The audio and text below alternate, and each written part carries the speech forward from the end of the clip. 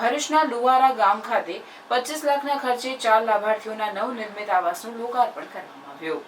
દહેજની યશસ્વી રસાયણ private limited company દ્વારા CSR ફંડમાંથી Bharuch તાલુકાના લુવારા ગામના 4 જરૂરિયાતમંદ લોકોને 25 લાખના ખર્ચે આવાસ બનાવવામાં આવ્યા છે. જે તમામ 4 આવાસોનું કંપનીના પ્રોડક્શન હેડ મિતેશ પટેલ, HR ડિપાર્ટમેન્ટના સંદીપ જાનબેકર, દિવ્યેશ સોલંકી, પ્રજ્ઞેશ પટેલ અને ગામના સરપંચ ઈશ્વરભાઈ, ડેપ્યુટી સરપંચ લીલાબેન તલાટી અનુપ મોદીના હસ્તે લોકાર્પણ કરવામાં આવ્યું હતું. આ લોકાર્પણના કાર્યક્રમમાં ગામના આગેવાનો, સભ્યો તેમજ લાભાર્થીઓ ઉપસ્થિત રહ્યા હતા. પ્રાઇમ મિનિસ્ટર નરેન્દ્ર મોદીનું સપનું છે એ બધાને પોતપોતાનું એક પાકું મકાન મળે, અને એ જે સપનું છે એમાં અમે જે થોડીક નાની ભાગીદારી કરી છે તેના માટે હું બહુ આનંદી છું. અને અમને આ લોકાર્પણ કરવાનો મોકો મળ્યો તેના માટે હું ઈશ્વરભાઈ, કારણ કે તે આ આઈડિયા લઈને અમારી પાસે આવ્યા હતા કે આ રીતે તમે કંઈક કરી શકો, અને એટલા માટે હું એમનો બહુ આભારી છું.